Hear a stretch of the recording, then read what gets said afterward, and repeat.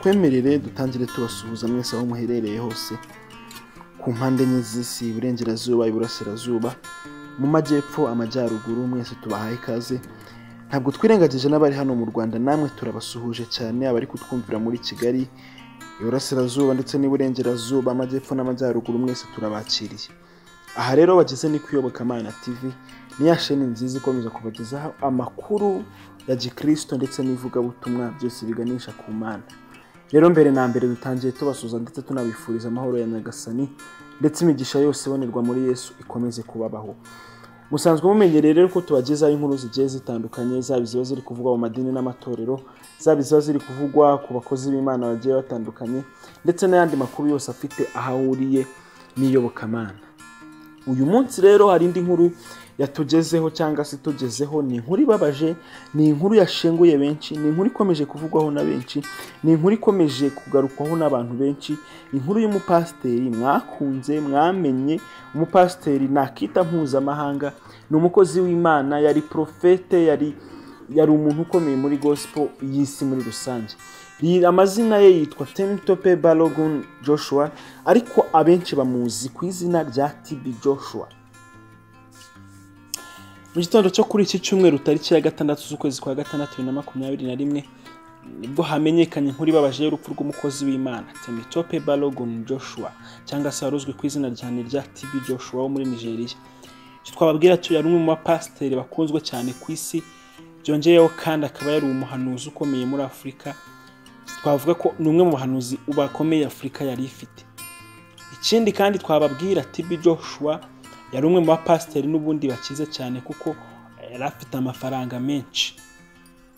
Prophet TB Joshua niwe washinze urusengero rukomeye rwo muri Nigeria no muri Afurika rwitwa Synagogue Church of All Nations, rusengerwamo n'abarenga 50,000 ku munsi.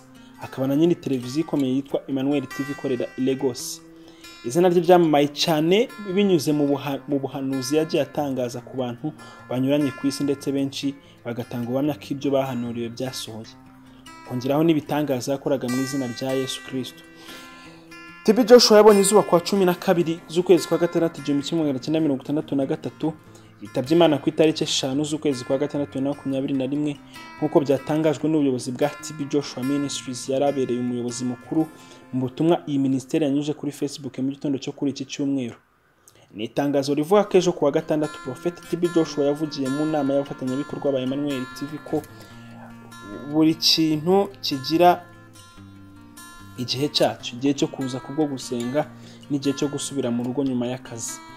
Iri tangazo rivuga ko Imana yisubije TB Joshua, akaba ari kumwe n'Imana mu ijuru. Bavuga ko ibihe bye bya nyuma ku isi yabikoresheje mu gukorera Imana n'umutima we wose. Ibyo akaba ari byo yavukiye, yabereyeho ku isi ndetse akanabipfira.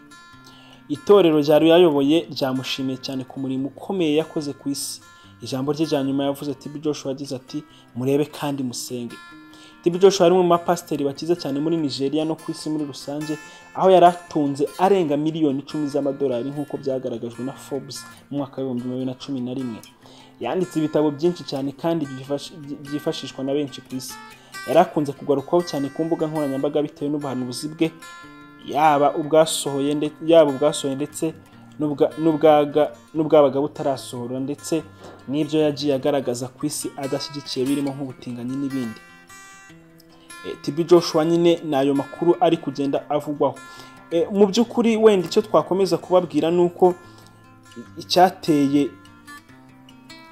urupfu rwa TB Joshua ntago kiratangazwa ndetse nta nubwo kiramenyekana.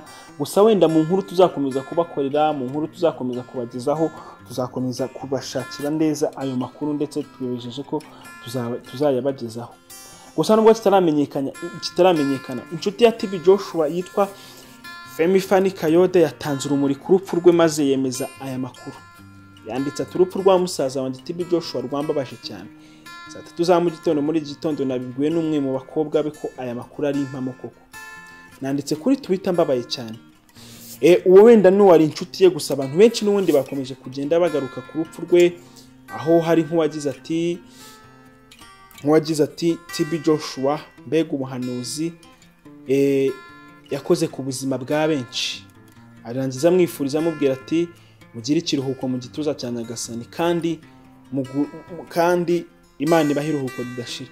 Undi yongereyeho ati umuntu w'Imana uzwi cyane umuhanuzi TB Joshua yagiye kubana na Nyagasani, yari umuntu mwiza wahoraga ashaka gukura abantu benshi mu bukene. Imana ikomeze guhumuriza umuryango we. Turimo tugana ku musozo rero, twabibutsa ko n'ubundi uyu mwaka wagiye ugaragaramo impfu nyinshi z'abantu bakomeye ku isi. Wenda no muri monde ya gospel hano mu Rwanda hapfuye abantu benshi batandukanye barivugaga birikijyana cyangwa se barafite ikintu gikomeye bavuze muri gospel nyarwanda, harimo nka Padiri Obaridi, ba Profeseri Kigabo, abari abashumba n'abandi batandukanye bagiye batabaruka. Reka dukomeze tuvuge ngo Imana ikomeze ibaha iruhuko ridashira. Gusa mu nkuru duherutse gukora mu byumweru bitatu bishize, ni inkuru twagiranye cyangwa se n'ikiganiro twagiranye na Prophète François musanzwe mumenyereye kuyoboka Mana TV.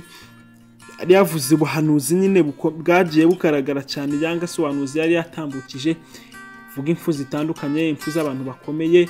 Kandi koko nyine uyu mwaka twabonye impfu z'abantu bakomeye, abaperezida b'ibihugu, hari abakuru nyine abari abakuru b'ingabo, abantu bakomeye ku isi cyangwa se muri Afurika muri rusange.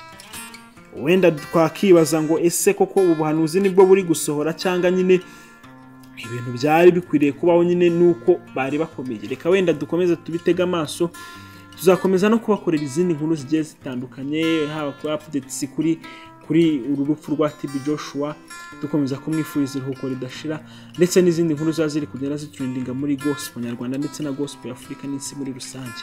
Reka rero tubashimira abari badukurikiye mwese. Angani kuyoboka Mana TV, yamwumvaga na Israel Nzi yavuze. Imana ikomeze kubarinda, murakoze.